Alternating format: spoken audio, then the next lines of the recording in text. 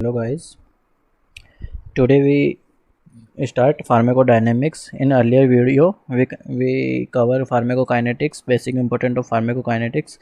In this video we include pharmacodynamics, enzymatic actions, किस तरीके से एंजाइम्स काम करते हैं, ड्रग्स काम करती है, उसके बाद में कुछ इंपॉर्टेंट क्वेश्चंस हम डिस्कस करेंगे। इसके अलावा हम क्लिनिकल ट्रायल ड्रग्स का वो सब इसमें वीडियो में कवर करेंगे। So let's start. General फार्मेक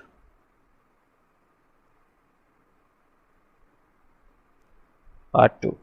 okay, सबसे पहले हम देखेंगे इसमें फार्माकोडायनेमिक।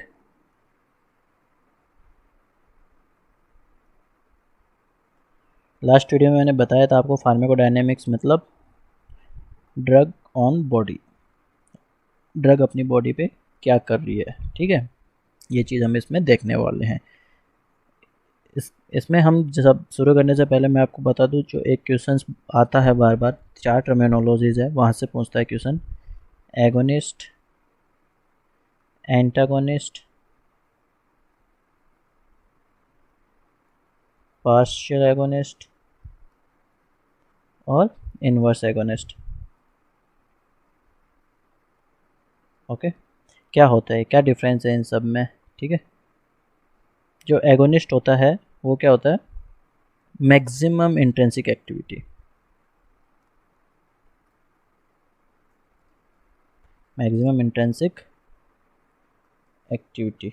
ओके, जो एंटागोनिस्ट होता है, सबसे इम्पोर्टेंट यही है, इसकी कोई एक्शन नहीं होती, नो एक्शन। याद रखना, एंटा मतलब अपोजिट काम नहीं कर रहा है, ये एंटागोनिस्ट मतलब है ये कोई काम नहीं कर रहा है। पार्शियल एगोनिस्ट सब मैक्सिमल इंट्रिंसिक एक्टिविटी, और इन्वर्स मतलब अपोजिट, ये होता है अपोजिट, ना कि एंटागोनिस्ट। Okay, opposite action. क्या मतलब है इसका कि अपोजिट एक्शन, क्या क्या बोले जा रहा हूँ मैं, वही नहीं समझ में आ रहा होगा ना। तो देखिए, इस डायग्राम को देखिए, ये अपना कोई ऑर्गन है, सेल मेम्ब्रेन है, यहाँ पे ये रिसेप्टर है। ठीक है, ये ड्रग आई और यहाँ पे बाइंड हो गई तो फुल एक्टिवेशन उसका हो गया। और यहाँ पे देखिए, ये यहाँ पे ये एंटागोनिस्ट आके ऐड हो गया उस पर, तो यहाँ पे इसने ब्लॉक कर दिया, तो ड्रग आके यहाँ बाइंड नहीं कर पाएगी और नो एक्टिवेशन। अगर एंटागोनिस्ट और एगोनिस्ट दोनों एक्शन कर रहे हैं तो लेस एक्टिवेशन इसको हम बोलेंगे। तो यहाँ से क्वेश्चंस पूछे जाते हैं। सबसे ये पूछते हैं एंटागोनिस्ट का क्या मतलब है, अपोजिट एक्शन और नो एक्शन, तो यहाँ पे आंसर होगा नो एक्शन। ठीक है, इसके बाद एक क्वेश्चन जो बनता है कि कौन सा ये रिसेप्टर्स है वो किस मैकेनिज्म पे काम करते हैं। रिसेप्टर्स मैकेनिज्म कौन सी यूज़ होती है। ठीक है, तो इसका आंसर है signal transduction, signal transduction mechanism. Okay, उसके बाद में 4 टाइप्स ऑफ रिएक्शंस के बारे में हम पढ़ेंगे। आपने नाम सुना होगा, जी कपल प्रोटीन रिसेप्टर, आइनोट्रोपिक, ठीक है, इंट्रासेल्यूलर, एंजाइमेटिक, तो हम उनके बारे में इसमें देखेंगे। 4 रिएक्शन होती है। First is inotropic, second is enzymatic, third is ji protein couple and fourth is intracellular. एक एक करके हम सबको देखेंगे। सबसे पहले आइनोट्रोपिक।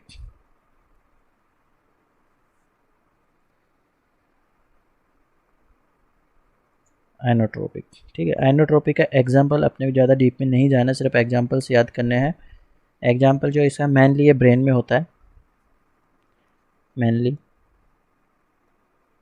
ठीक है, इसके अलावा ब्रेन में यानी कि सीएनएस में हो गया तो गाबा एक्शन इसके थ्रू होती है। ठीक है, गाबा क्या है, एक इनहिबिटरी न्यूरोट्रांसमीटर है,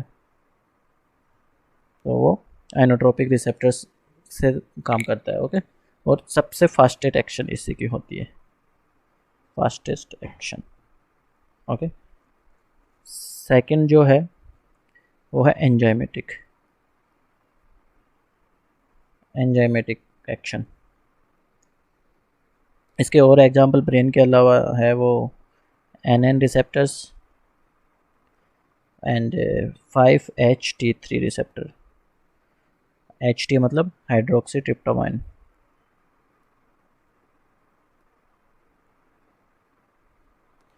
सबसे इम्पोर्टेंट एग्जाम्पल है, क्योंकि इसके अलावा all other except that are जो होते हैं वो जी प्रोटीन होते हैं। ओके, जी प्रोटीन कपल्ड के थ्रू एक्शन करते हैं, तो ये याद रखना है। सेकेंड एंजाइमेटिक रिसेप्टर्स किसके थ्रू काम करते हैं? इसका जो एंजाइम है वो है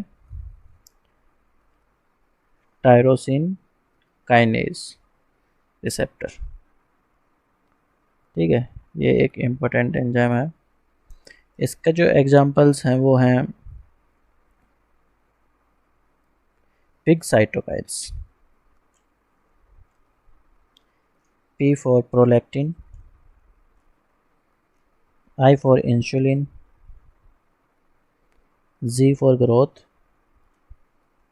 hormones, and cytokinins like interleukin, tumor necrotic factors, interferons। ठीक है, ये सब एंजाइमेटिक एक्शन। क्वेश्चन ये बनता है कि ये कौन से किससे काम करता है। लाइक तुम्हें पूछ लिया कि 5-HT रिसेप्टर किससे होता है, ऑप्शन दे देंगे आपको चारों, आइनोट्रोपिक, एंजाइमेटिक, जी प्रोटीन। ओके, लाइक पूछ ले प्रोलैक्टिन या इंसुलिन कैसे काम करता है। तो इस तरीके से यहाँ से क्वेश्चन आ सकता है। सबसे इम्पोर्टेंट जो है वो तीसरे नंबर का जी प्रोटीन कपल्ड रिसेप्टर। इसके 2-3 और भी नाम है। इसको बोलते हैं हेप्टा हेलिकल रिसेप्टर। इसके अलावा इसको बोलते हैं 7 पास रिसेप्टर, 7 पास ट्रांसमेम्ब्रेन रिसेप्टर।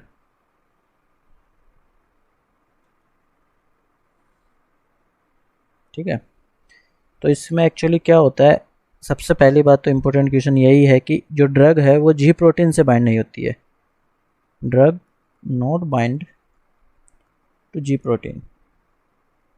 जी प्रोटीन कपल है, नाम अच्छे से पढ़िए, G protein couple. G protein तो सिर्फ उसके रिसेप्टर के साथ कपल्ड है, वो उस पर एक्शन नहीं करता है। ठीक है, तो ये चीज़ इम्पोर्टेंट है, याद रखना है। ठीक है, यहाँ से क्वेश्चन आ सकता है। होता क्या है, जैसे मान लो ये आपका कोई ऑर्गन है और यहाँ पे आपका कोई रिसेप्टर है। ठीक है, तो यहाँ पे जी प्रोटीन होती है, उसके एकदम पास में कोई भी ड्रग आएगी, इसको एक्टिवेट करेगी और ये इसको एक्टिवेट कर देगा।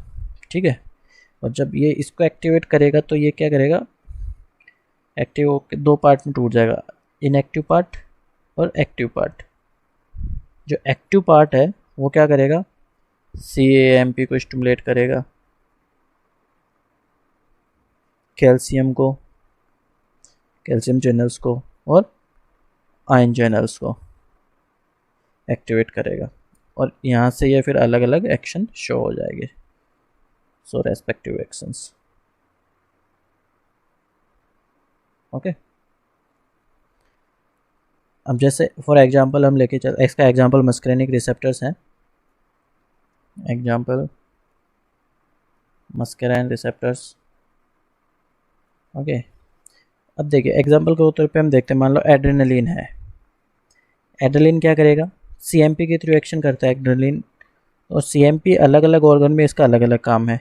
ठीक है, तो मान लो CMP लंग्स में गया, एक्टिव हुआ, या फिर हार्ट में हुआ। अब लंग्स में एक्टिव होगा तो ये क्या करेगा, ब्रोंकोडायलेशन, और अगर हार्ट में है ये तो ये क्या कराएगा, टेकीकार्डिया करवाएगा। यानी कि सबसे पहले एड्रेनलिन आएगा, वो यहाँ पे एक्टिव एक्शन करेगा, यहाँ से ये जी प्रोटीन को एक्टिवेट करेगा, वहाँ से CMP निकलेगा और CMP ये एक्शन करेगा। लाइक मान लो एसिटाइल कोलिन है, एसिटाइल कोलिन आएगा, M2 को एक्टिवेट करेगा, M2 क्या करेगी, जी प्रोटीन को एक्टिवेट करेगी। जी प्रोटीन एक्टिवेट होगा तो क्या होगा, पोटेशियम चैनल्स जो होंगे वो ओपन होंगे, पोटेशियम चैनल्स ओपन होंगे तो क्या होगा, आउट पोटेशियम बाहर निकलेगा और हार्ट रेट कम करवा देगा, यानी कि ब्रेडिकार्डिया। तो इस तरीके से ये जी प्रोटीन कपल्ड रिसेप्टर वाला एक्शन करता है। ठीक है, उसके बाद में लास्ट अपना, इससे पहले मैं जी प्रोटीन के बारे में और थोड़ा आपको बता दूं। जी प्रोटीन के मेनली तीन पार्ट होते हैं। ठीक है। एक अल्फा सब यूनिट होती है, एक बीटा होती है और एक गामा होती है। ठीक है, जो बीटा सब यूनिट होती है उसको बोलते हैं जीडीपी स्टेबलाइजर। स्टेबलाइजेशन करवाता है, स्टेबलाइजेशन। ठीक है, मान लो जैसे अभी बोला कि एक्टिव होगा तो ये दो पार्ट में टूटेगा, active part, inactive part. Active part जो होता है वो होता है अल्फा, बीटा एंड गामा जो होता है वो मोस्टली इनएक्टिव पार्ट होता है। अब ये एक्टिव पार्ट होगा अल्फा वाला, ये एक्टिव होगा, एक्टिव होके क्या करेगा, जीटीपी बनाएगा। इसके अंदर ही जीटीपीएज एंजाइम भी होता है। ये थोड़ा हाई लेवल हो गया, अपने एमडीएस में मोस्टली यहाँ से क्वेश्चंस नहीं आते हैं, नेट पीजी में यहाँ से क्वेश्चन पूछा गया था एक बार। तो जीटीपीएज, और ये फिर वापस यहाँ से जी इसमें जीडीपी में बना के वापस जी प्रोटीन बना देगा। ठीक है,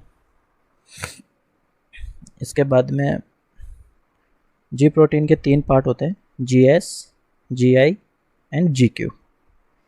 जीएस होगा वो क्या होगा, एसिटाइल कोलिन एक्टिवेट करवाएगा, यानी कि वो आगे जाके सीएमपी को बढ़ाएगा। I for inhibitory, acetylcholine inhibitory. और जीक्यू जो होता है उसके भी अदर एक्शन होते हैं, वो काफ़ी डीप हो जाएगा, अपने ज़्यादा इस लेवल पे नहीं पूछते। सेकेंडरी मैसेंजर्स को ये एक्टिवेट करता है, लाइक कैल्शियम चैनल्स। ठीक है, IP3। ओके, उसके बाद में फोर्थ वाला intra cellular action receptors. Okay, मान लो ये सेल है, तो इसके या तो इंट्रा सेलुलर का मतलब 2 हो गया, या तो वो यहाँ पे है, ठीक है, या फिर वो यहाँ पे है। ठीक है, 2 तरीके से ये हो सकता है। तो ये इंट्रासेलुलर, दोनों ही इंट्रासेलुलर कंसिडर किए जाते हैं, बट ये इंटरन्यूक्लियर है और ये सेलुलर है, साइटोप्लाज्म में होगा। यानी कि इंट्रासेलुलर को हम 2 डिवाइड्स में कर सकते हैं, साइटोप्लाज्मिक एंड न्यूक्लियर। ठीक है, साइटोप्लाज्मिक का एग्जाम्पल जो है वो है CD, यानी कि corticosteroids and D for vitamin D। और जो न्यूक्लियर है उसका है set, S for sex hormones, A for vitamin A, T for thyroid hormone like T3, T4। Sex hormone में अपना एस्ट्रोजन, प्रोजेस्टेरॉन, टेस्टोस्टेरॉन सब आ गया। ठीक है, ये होता है। तो ये बेसिक 4 चीज़ें थी, 4 रिसेप्टर्स थे, इनके बारे में मैंने आपको बताया। अब हम थोड़ा डिफ़िकल्ट पार्ट पे जा रहे हैं। एक टर्मिनोलॉजीज आती है डोज रेस्पॉन्स कर्व, इसको बोलते हैं DRC कर्व। ठीक है, कैसा होता है, क्या क्या बताता है, कैसा होता है, इसको कैसे रीड करना होता है, ये चीज़ इसमें हम देखने वाले हैं। ठीक है, तो ड्रग रेस्पॉन्स कर्व 3 चीज़ इसमें होती हैं, पोटेंसी, ड्रग कितनी पोटेंट है, एफिकेसी, ड्रग की एफिकेसी क्या है, और एक हम उसका स्लोप देखेंगे। ठीक है, एफिकेसी क्या होती है पहले मैं आपको ये बता दूं, maximum effect of a drug, maximum effect of a drug, कितना उसका मैक्सिमम इफेक्ट है। डोज कितना है उससे कोई मतलब नहीं है, कितना उसका इफेक्ट है। और पोटेंसी मतलब होता है कि ड्रग कितने डोज पे कितनी पोटेंट है। ठीक है, यानी कि हमने थोड़ा मान लो 5 mg दिया, एक हमने 10 mg दिया, ये 5 mg में ही अपना रेस्पॉन्स दिखा रही है और ये 10 mg, तो ये ज़्यादा पोटेंट है, समझ गए। और एफिकेसी का मतलब डोज से मतलब नहीं है, मैक्सिमम कितना दिखा रही है अपना रेस्पॉन्स, तो वो होता है एफिकेसी। ठीक है, तो ये कर्व जो होता है यहाँ पे रेस्पॉन्स एंड डोज, हाइपरबोला ये कर्व होता है, हाइपरबोला। ठीक है, क्वेश्चन आ सकता है, पहला क्वेश्चन तो यही बन गया यहीं से कि क्या इसका वो होता है, शेप क्या होता है। ठीक है, अब अगर हम इसको उसमें ले लेते हैं लॉग में, ठीक है, तो ये सिग्मोइड बन जाता है, लॉग डोज एंड रेस्पॉन्स। ठीक है, तो ये होगा सिग्मोइड। तो ये 2 क्वेश्चन यहाँ से होते हैं, ये आपको याद रखना है। ठीक है, इसमें कंफ्यूज नहीं होना है। सिंपल आपको DRC पूछे तो आपको हाइपरबोला आंसर देना है, और लॉग DRC पूछे तो आपको सिग्मोइड आंसर देना है। ठीक है, तो अब मान लो आपके पास एक क्वेश्चन आ गया, आपको 4 ग्राफ दे दिए, लॉग डोज रेस्पॉन्स। ठीक है,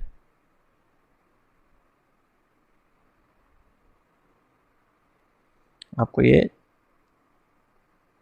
4 वो दे दिए मान लो। ठीक है, A B C and D. तो यहाँ पे 2 क्वेश्चन बन सकते हैं। अब क्वेश्चन 1, पोटेंट ड्रग कौन सा है। ठीक है, और क्वेश्चन 2, एफिकेसी किसकी ज़्यादा है, एफिकेसी मैक्सिमम। ठीक है, तो हमें क्या देखना है, देखिए ड्रग ए इतने कम डोज पे एक्शन शुरू हो गया उसका सॉरी, तो इसका मतलब इसका पोटेंसी ज़्यादा है। लेकिन एफिकेसी मैंने बताया मैक्सिमम रेस्पॉन्स किसका है, डोज कुछ भी हो उसका कोई फ़र्क नहीं पड़ता, उसकी एफिशिएंसी कितनी, उसका रेस्पॉन्स कितना ज़्यादा है। तो ड्रग सी का मैक्सिमम है तो एफिकेसी सबसे ज़्यादा हो गई सी। तो इस तरीके से आपको ये कर्व देख के आपको पूछा जा सकता है। ठीक है, क्लिनिकली जो होती है वो एफिकेसी इंपॉर्टेंट होती है पोटेंसी से ज़्यादा, इसलिए हम ये ज़्यादा पढ़ते हैं। ठीक है, clinically efficacy is more important then potency. ठीक है, अब एक हो गया एफिकेसी और एक होता है इफेक्टिवनेस। 2 टर्मिनोलॉजी आती है कंफ्यूज करने वाली कि सर एफिकेसी क्या होता है और इफेक्टिवनेस क्या होता है, इनमें क्या फ़र्क है। ठीक है, तो कोई ज़्यादा फ़र्क नहीं है। एफिकेसी जो होती है वो आइडियल कंडीशंस में बात करता है। जैसे आपने कोई गाड़ी खरीदने गए तो वहाँ पे आपको उसका एवरेज बताते हैं कि ये 22 का एवरेज देती है, 25 का एवरेज देती है। तो वो किस तरीके से चेक करती है, वो रोड पे गाड़ी को चला के नहीं दिखाते हमको, वहीं खड़ी करके वहीं पे उसका हमें जो आइडियल कंडीशंस है कि इतनी स्पीड से इतनी प्लेन रोड पे एकदम सिंपल दौड़ेगी तो ये 22 का एवरेज देगी। वहीं इफेक्टिवनेस, अब जब तुम घर लेके आ गए, मान लो उसने बता दिया डीलर ने कि 25 का एवरेज है, घर आके आपने देखा रे ये तो 20 का ही दे रही है, तो उसका क्या रीज़न है कि वो वहाँ पे अपने को आइडियल कंडीशन नहीं मिल रही है। तो ये क्या हो गया, अंडर क्लिनिकल कंडीशंस और ये आइडियल कंडीशंस, ये डिफरेंस, और कुछ ज़्यादा डिफरेंस इसमें है नहीं। तो हमने एफिकेसी एंड पोटेंसी देख लिया। तीसरा मैंने पॉइंट बोला था स्लोप देखेंगे, स्लोप से क्वेश्चंस बनते हैं। ठीक है, मान लो आपको ये दे दिया log dose and response curve. ठीक है, और आपको एक एग्जांपल लेके हम इसको समझेंगे। मान लो हमें इंसोम्निया के लिए हमने 2 दवाइयाँ हम यूज़ करते हैं। ठीक है, एक है बारबिटूरेट्स एंड दूसरी है बेंजोडाइजेपाइन्स। ठीक है, ये कर्व इसके लिए और ये कर्व इसके लिए है। यहाँ पे मान लो हमने 5 mg दिया, यहाँ पे हमने मान लो 10 mg दिया, सॉरी मान लो 100 दे दिया यहाँ पे कहीं हमने कुछ भी डोज दिया मान लो। ठीक है, तो अब देखिए मान लो यहाँ पे हमने उसको दिया, ये कंडीशन मान लो यहाँ पे है उसकी नींद आ गई उसको, यहाँ पे एनेस्थाइज्ड हो गया और यहाँ पे पेशेंट कोमा में चला गया। ठीक है, तो अब देखिए हमने ए ड्रग बारबिटूरेट्स वाली ड्रग को हमने 5 mg दिया, तो ये नॉर्मल था और यहाँ पे इस डोज पे उसको नींद आ गई। अब मान लो पेशेंट ने बिना किसी डॉक्टर की कंसल्टेंसी के एकदम से डोज बढ़ा दिया और उसने एकदम से 100 mg ले लिया, तो ये कर्व इसका देखिए आप, इतना ज़्यादा एकदम से हो गया, यानी कि डायरेक्ट पेशेंट कोमा की कंडीशन में चला गया। लेकिन BGZ को देखेंगे अपन, बेंजोडाइजेपाइन को देखेंगे तो 100 mg पे भी वो अभी इसी कंडीशन पे है, यानी कि अभी कोमा में नहीं गया है। यानी कि ये ड्रग की सेफ्टी को बताता है। स्लोप क्या बताएगा, drug safety, slope drug safety को बताता है। ठीक है, यानी कि हम कह सकते हैं इंसोम्निया में BZ are more safe than barbiturates. ठीक है, समझ गए इसका मतलब क्या होता है। ओके, उसके बाद में इस जो DRS कर्व है हमें वो एक और चीज़ बताता है कि ये कम्पिटिटिव एक्शन है, कम्पिटिटिव या नॉन कम्पिटिटिव है। ठीक है, तो मान लो ये 2 कर्व हमको दिए,